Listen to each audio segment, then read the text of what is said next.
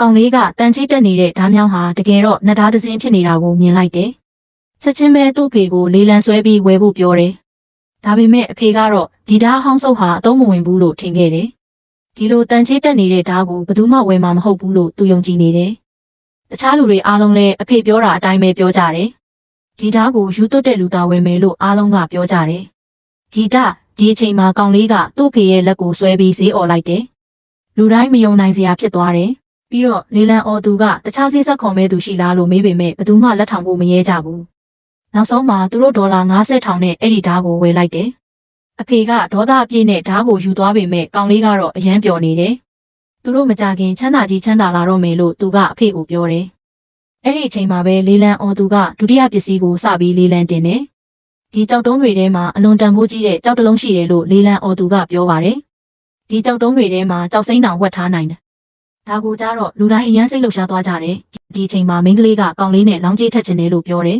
။ဘသူကတန်ဖိုးကြီးတဲ့ဂီတကြောက်စိမ့်ကိုအရင်ရှာတွေ့မလဲဆိုတာကိုလောင်းကြီးထက်ကြမယ်တဲ့။မိန်းကလေးကဒီနယ်ပယ်မှာနာမည်ကြီးတဲ့ရှေးအောင်ပစ္စည်းအကဲဖြတ်သူတစ်ယောက်လည်းဖြစ်တယ်။ကောင်လေးကယုံကြည်မှုအပြည့်နဲ့သူမရဲ့စိန်ခေါ်မှုကိုလက်ခံလိုက်တယ်။အဲဒီနောက်မှာတော့ကလေးနှစ်ယောက်ကြောက်တုံးပုံစီကိုရှောက်သွားကြတယ်။မိန်းကလေးကကြောက်တုံးတစ်လုံးကိုစစ်ဆေးတော့မဲ့အချိန်မှာပဲ